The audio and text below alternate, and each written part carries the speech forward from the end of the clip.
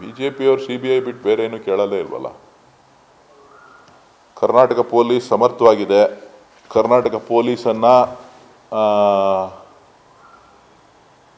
ಸಮರ್ಥವಾಗಿ ಎಲ್ಲವನ್ನು ಕೂಡ ನಿಭಾಯಿಸುವಷ್ಟು ಸಾಕಷ್ಟು ಈ ದೇಶದಲ್ಲಿ ಅನೇಕ ಪ್ರಕರಣಗಳಲ್ಲಿ ಕರ್ನಾಟಕ ಪೊಲೀಸ್ ಸಾಕಷ್ಟು ಪ್ರಮುಖವಾದಂಥ ಪಾತ್ರವನ್ನು ವಹಿಸಿದೆ. CBI ಅಂತ ಅಂದರೆ ಅವರೇನು ಬೇರೆ ಕಡೆಯಿಂದ ಬಂದವರಲ್ಲ. ಈ CBI ಮುಖ್ಯಸ್ಥರು ಕೂಡ ನಮ್ಮ ರಾಜ್ಯದವರೇ, ನಮ್ಮ ರಾಜ್ಯದ ಪೊಲೀಸೇ. ಸೊ ಹಾಗಾಗಿ ಅದಕ್ಕೇನು ಹೆಚ್ಚಿನ ಮಹತ್ವ ಕೊಡುವಂಥ ಅವಶ್ಯಕತೆ ಇಲ್ಲ.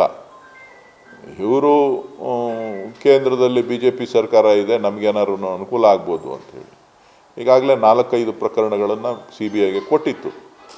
ವಿರೋಧ ಪಕ್ಷಗಳ ಒತ್ತಾಯ ಏನಿತ್ತು ಅದರ ಮೇಲೆ ಕೊಟ್ಟಿದ್ದರು. ಆದರೆ ಯಾವುದೇ ಪ್ರಕರಣಗಳಲ್ಲೂ ಕೂಡ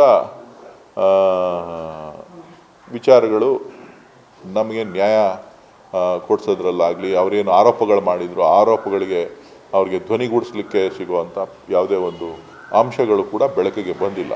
ಏನು ನಮ್ಮ ಕರ್ನಾಟಕ ಪೊಲೀಸ್ ಮಾಡಿದ್ರು ಅದೇ ವಿಚಾರಗಳನ್ನು ಅವರು ಕೂಡ ಸಲ್ಲಿಸಿದ್ದಾರೆ. ರಾಜೀನಾಮೆ ಎಲ್ಲದಕ್ಕೂ ರಾಜೀನಾಮೆ ಕೊಡಿ ಕೊಡಿ ಕೊಡಿ ಅಂತ ಕೇಳ್ತಾ ಇರ್ತಾರೆ, ಏನು ಮಾಡೋಕ್ಕಾಗಲ್ಲ.